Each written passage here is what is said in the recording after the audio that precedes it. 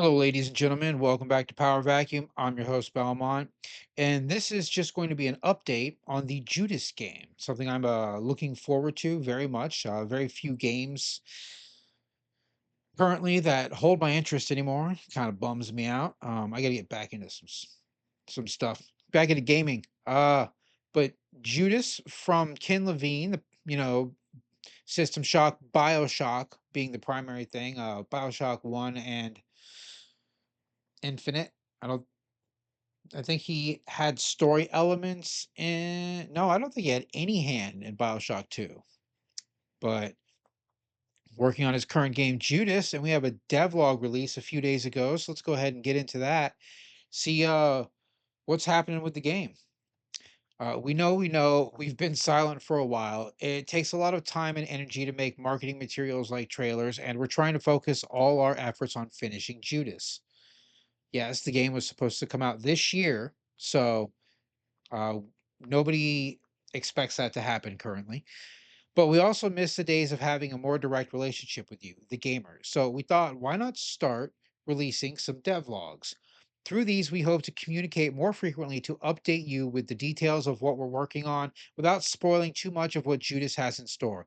The goal is to keep the pretty lo fi, meaning more frequent updates than before, but not necessarily always with fancy trailers and super polished final imagery, though there will be more of those as well. The feature update Villainy. We just finished a major milestone, Villainy. Villainy is a central feature of Judas. When you play Bioshock or Bioshock Infinite, the villain is always going to be the villain. Fontaine, Comstock, they're always going to be the bad guys. In Judas, your actions will attract members of the big three to you as friends, but ignore one of them enough and they become the villain. From there, they will access to a new suite of powers to subvert your actions and goals. The clips below demonstrate just a little bit of the feature. Want to rent a deputy? And I guess they attack you. Uh,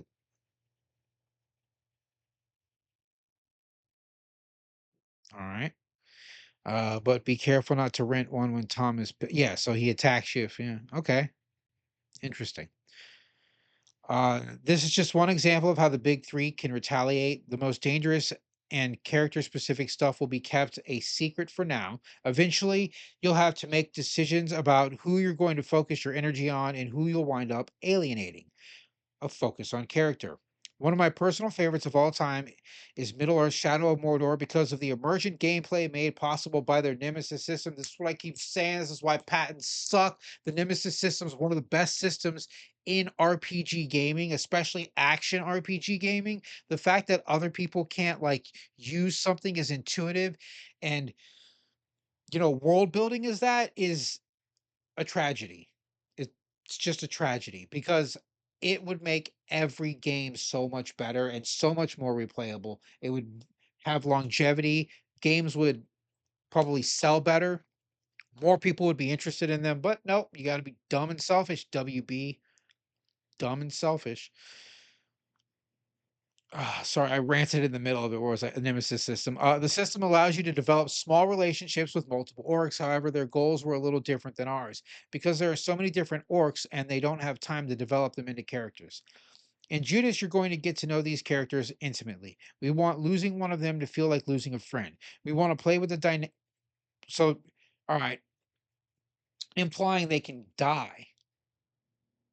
Interesting. Yeah, I don't know if anybody else picked up on that. It stopped me. It took me a half a sentence, but we want to play with that dynamic and we want that choice to be super hard. The big three are all going to be competing for your favor and attention. They can bribe you, save you in battle, talk shit about the other characters, and share with you their dark secrets. But eventually, you've got to choose who you trust and who you don't. In Bioshock Infinite, there was a lot of energy invested into developing your relationship with Elizabeth. By the end of the game, you knew everything about her, her abilities, her hopes and dreams, but the truth is she knew almost nothing about you, the gamer playing Booker.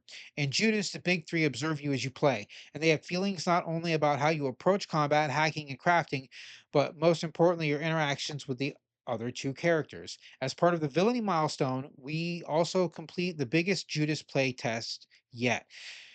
where new players experience this feature firsthand. Every time we test, we learn so much, and we love having the level of knowledge when working on the game. The testers share tons of valuable feedback and the weight of decisions and how it impacted outcomes. Their interest in learning more about character motivations and how moments where the big three helped and turned on them changed their future decisions. Key art. Another thing we're excited to be able to share is this. Well, that's going to be every Judas thumbnail moving forward, especially for the devlogs. We're really happy to finally show this off. I have personally been a huge fan of Drew Struzan's work in that era of movie posters. The style is a great in presenting films to have a big cast, like Star Wars, and Judas has a big cast. Outside of the lead roles, there's likely going to be more than 100 speaking parts. If you look closely, there's probably some details you might be curious about. Let's say there's some stuff in this game that we're not going to talk about right now, but everything here is relevant. There's one thing we're sure you all want to know. When is Judas coming out? Yes, that's what we all want to know. While we wish we could give you an exact date today, we're not quite ready to finalize that. As you know, release dates have a way of slipping by, and we'd like to avoid having to change the date after we announce it. But we know Judas is not really a game until the players get their hands on it, and that's a day everyone on the team is working toward. Thank you for reading, Ken and the Ghost Story team. Yeah, so he had no hand in BioShock 2 because he completely left it out. But there you have it. That's what's going on with Judas right now.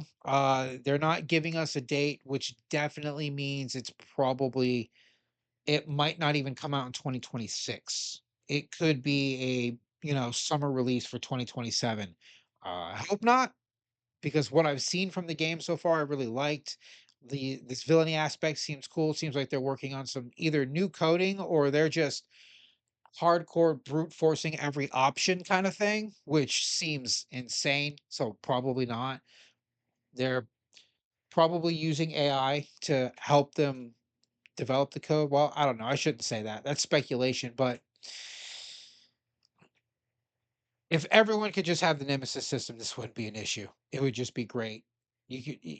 Someone should really decompile and like reverse engineer the Nemesis system and figure out how to make a different version or a more detailed version that's just different enough. I don't know.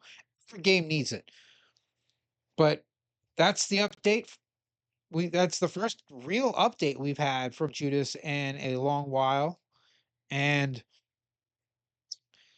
I guess that's all I have for this segment. This is your host, Belmont, signing out.